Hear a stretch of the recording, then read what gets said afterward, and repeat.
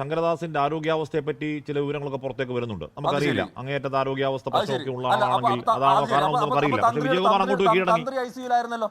അല്ല അതെന്തിനാ അപ്പൊ തന്ത്രി ഐസിയുലായിരുന്നല്ലോ. അല്ല, തന്ത്രി അറസ്റ്റിലായ ശേഷം ഐസിയുലല്ലേ?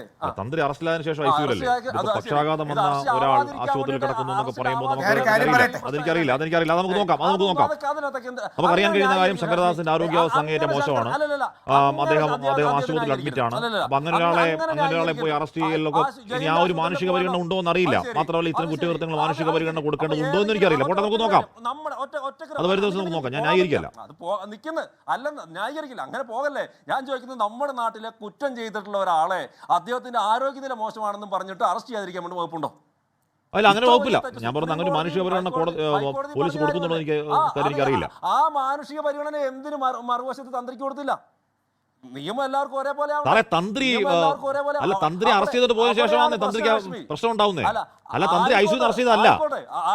നിങ്ങൾ തന്ത്രിയെ ന്യായീകരിക്കുന്ന വ്യഗ്രതയിൽ എന്തും പറയല്ലേ? നിങ്ങൾ തന്ത്രിയെ ന്യായീകരിക്കുന്ന വ്യഗ്രതയിൽ എന്തും പറയല്ലേ? ഞാൻ ആരെയും ന്യായീകരിച്ചില്ലെന്നേ.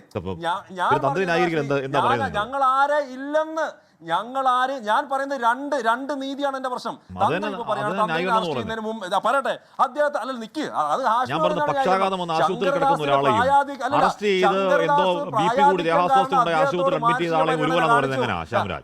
പിന്നെ ജയരാജന് ചങ്കിനുവേനെ നിങ്ങൾക്ക് ഓർമ്മയില്ലേ? കമ്മ്യൂണിസ്റ്റ് നേതാക്കന്മാർക്കാണോ ചങ്കിനുവേനെ അഭിനയിക്കാൻ വേണ്ടി പറ്റാത്ത? നിക്ക് പോവല്ലേ, അങ്ങനെ പോവല്ലെന്ന്. ഇത് ഈ രണ്ടു പേർക്കും ഇരട്ട നീതി പാടില്ല. അറസ്റ്റ് ചെയ്തോ? രണ്ടുപേരെ അറസ്റ്റ് ചെയ്യില്ല. അത് വ്യക്തമല്ല. ഞാൻ പറഞ്ഞു, ഇനി ശങ്കരദാസൻ ആരോഗ്യ പ്രശ്നമാണെങ്കിൽ വിജയകുമാർ എന്ന് പറഞ്ഞ മറ്റൊരാളുണ്ടായിരുന്നു. വിജയകുമാറിനെ പോലീസ് അങ്ങോട്ട് അറസ്റ്റ് ചെയ്യാറുന്നില്ല. വിജയകുമാർ ഇങ്ങോട്ട് വന്ന് പറയായിരുന്നു. എനിക്ക് ആകെ ടെൻഷനാണ്, എനിക്ക് വീട്ടിൽ ഉറങ്ങാൻ പറ്റുന്നില്ല, അങ്ങോട്ട് വരുമായിരുന്നു. അതിൽ പറയും. എന്തൊരു മഹാനായ മനുഷ്യനാണ്. അത് ശരി, 2-3 പേര് തെറ്റ് ചെയ്തിട്ടുണ്ടെങ്കിലും പത്മകുമാറും ശങ്കരദാസും വിജയകുമാറും തെറ്റ് ചെയ്തിട്ടുണ്ടെങ്കിൽ 3 പേര് അറസ്റ്റ് ചെയ്യേണ്ട, ഏതെങ്കിലും ഒരാൾ പോയാൽ മതിയോ? മാത്രമല്ല വിജയകുമാർ അങ്ങോട്ട് പിടിക്കാറില്ല. വിജയകുമാർ അങ്ങോട്ട് കീഴടങ്ങായിരുന്നു. എനിക്ക് സമാധാനം.